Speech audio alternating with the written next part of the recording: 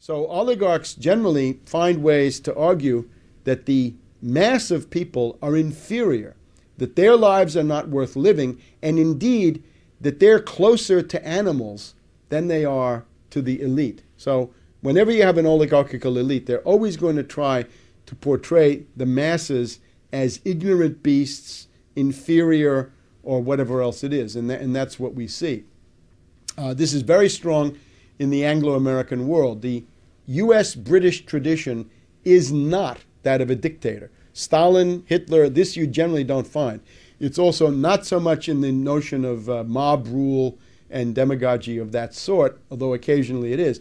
Generally what you have in terms of real power is an oligarchy. So this oligarchy is inherited from Venice, from the Venetian Republic of the Middle Ages, and it's transferred into Britain between 1500 and 1600 or so in the form of the Whig Party, the top aristocratic party, which rules Britain from the early 1600s really until about 1832 and the Reform Bill. So it's an oligarchical system.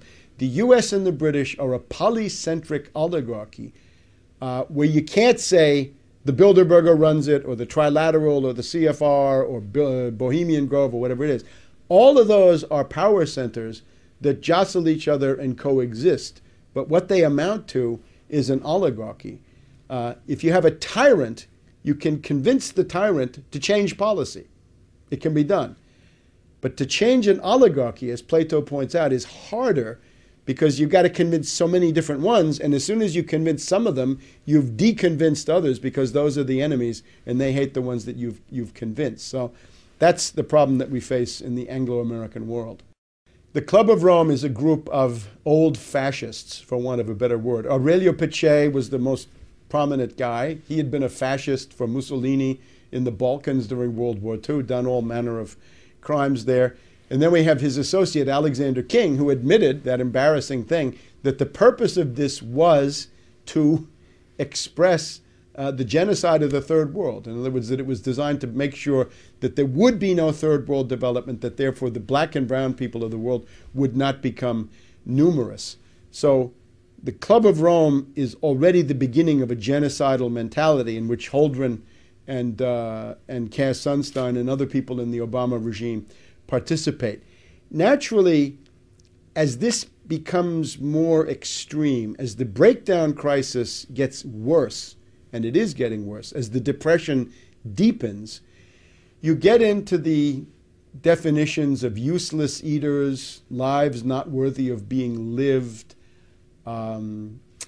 non-productive culls, they're called sometimes, surplus population, as Scrooge said, following Bentham and Malthus. And how many are there of such people? As the depression gets worse, it gets to be more and more of the population that are useless eaters and non-productive culls. So the problem that we face is the ideology has deteriorated.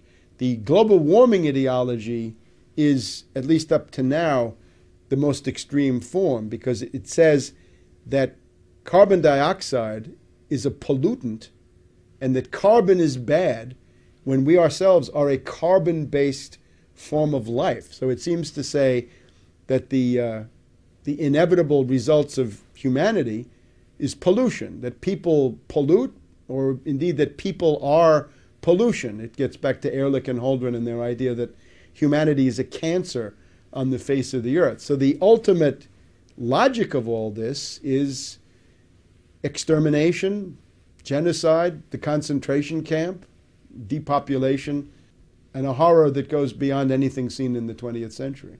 That's where Obama is essentially leading.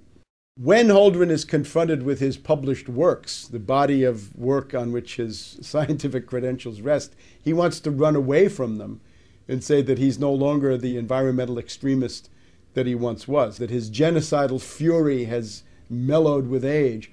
But I wouldn't believe that for a minute. It's just that he's become a little bit more sophisticated politically, and he's seen how damaging it is when people throw that stuff at you. It's, of course, a monstrosity that he was allowed to get through that confirmation process in the first place. In terms of genocide.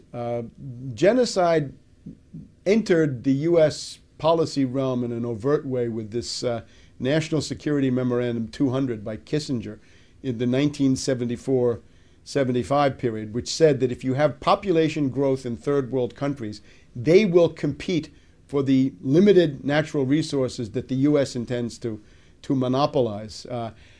I attended the food conference, the World Food Conference of the Food and Agricultural Organization in Rome in December of 1974, which was attended by Kissinger. And I put out some leaflets at this FAO conference in Rome in late 1974. And in response to that, the UN bureaucracy kicked me out of the conference, not for disrupting anything, but simply by pointing out the obvious implications of what was going on.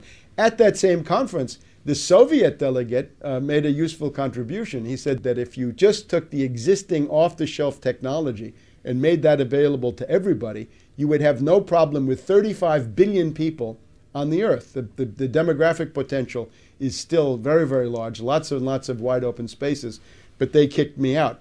So the Kissinger line was, stop population growth in third world countries, because otherwise they'll compete for natural resources. I guess he's looking into what happens today with Chinese oil consumption and the Chinese in Africa offering their own bids for mining and other products. The other thing to stress is under Carter, and in particular under Secretary of State Edmund Muskie, you had Global 2000 and Global Futures. And that is the real watershed of making genocide, population reduction, euthanasia, population control into the dominant ideology of the U.S. government, the foreign policy establishment, and the State Department. Global 2000 and Global Futures, enacted under Muskie, are really the turning point, after which U.S. policy in the developing sector is no longer development, but it's rather population control, population reduction with strong genocidal overtones. Holdren writes books about nuclear target selection, nuclear war. He's a strangelove. He's a strangelove under green left cover. However, he recognizes what strangeloves often forget. You can kill more people with economic means than you can with military means. Robert McNamara did his best to escalate Vietnam. Robert McNamara killed more people at the World Bank than he ever did at the Pentagon.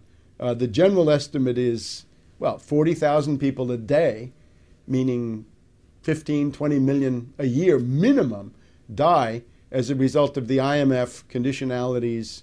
They die of starvation, malnutrition, and diseases like diarrhea that can be cured for a few pennies. So that's the cost of the IMF-based system is already in the neighborhood of 20 million dead per year. And again, 40,000 per day. And that's an old figure. Now that we have the Depression, it's probably more like 50,000 a day or more, because the effect of the Depression is obviously to increase that figure. This is a book called Ecoscience, Population, Resources, Environment. The authors, Paul R. Ehrlich of Stanford University. This is the charlatan with the population bomb. Ann H. Ehrlich, who is an environmental fanatic in her own right. And John P. Holdren of the University of California, Berkeley, today White House science czar for Obama. Published by the W.H. Freeman and Company Publishing House in San Francisco. And the edition I have here is 1977, so we're in the Jimmy Carter era. First edition, 1970, second edition, 1972. And as you can see, this is a hefty tome. This is the best part of 1,000 pages, more than 1,000 pages. If you count the index, we get up to 1,500 pages of raving, insane, Malthusian drivel. And he tells you he's a Malthusian, a neo-Malthusian. He loves Darwin. He loves the struggle for existence and the survival of the fittest. And in some ways, he wants to bring that into human society. Now, the heart of the book, I think, for political purposes, has to do with the measures that Holdren proposes to implement as a means of slowing stopping and reversing population growth. The heart of the book, I think, starts on page 783. Population control direct measures. You've got to convince people of the necessity of reducing population. For example, one thing he quotes approvingly, a case in point was the sudden imposition in 1976 of compulsory sterilization in some states in India and for government employees in Delhi, following 2 decades of discouraging results from voluntary family planning. So let's make it involuntary, compulsory, obligatory, and we're going to come in with compulsory sterilization. Let's jump ahead to the involuntary controls. In the 1960s, it was proposed to vasectomize all fathers of 3 or more children in India. India entertained the policy of compulsory sterilization, and if they had really done it, then they would have been better off, as Holdren says. A program of sterilizing women after their 2nd or 3rd child, despite the fact that this is harder to do than a vasectomy, might be easier to implement than sterilizing men. Other than that, Holdren is interested, and again on page 787, the development of a long-term sterilizing capsule that could be implanted under the skin and removed when pregnancy is desired. Well, this is Norplant, and that's been implanted in victim populations in U.S. inner cities now for a couple of decades. One of the problems is, how do you get it out? The government puts it in, but who's going to help you to take it out? That's a little bit harder. Another proposal that Holdren is interested in, he quotes the economist Kevin Boulding, British, I'm pretty sure. Boulding proposed to issue to each woman at maturity a marketable license that would entitle her to have a fixed number of children. And of course, again, if Goldman Sachs gets into the market, then that could be priced out of reach of poor people. He quotes social scientists who have looked into the effects of a marketable license for birth. A very interesting chart on page 788. Baby licenses. We're told that you can have a monthly subsidy if you have no more than 2 children. You can have a monthly tax on people with more than 2 children to discourage that. A one-time lump sum tax on excess babies over 2. So if you're over 2 children, that's excess. And quotas for families. So again, the basic idea is some measures designed to persuade, and then the hardcore, hardline measures, compulsory sterilization, compulsory abortion, and it's also a good idea to take children away from mothers if they're teenagers, unmarried, and otherwise not suitable. Now, he wants to impose this not just domestically in the U.S., but even more. He wants to have family planning measures. Here on page 789, he wants to have family planning measures in the less developed countries. High priority should be given to stimulating attitude changes and counteracting the effects of pro-natalist traditions. You may remember President de Gaulle of France talked about 100 million Frenchmen as a national goal. Obviously, for Holdren, this is impossible. What are the problems with this? Well, one problem is human rights, page 793. Some people have this idea that there's a fundamental human right for each person responsibly to determine the size of his or her own family. Holdren doesn't like that one.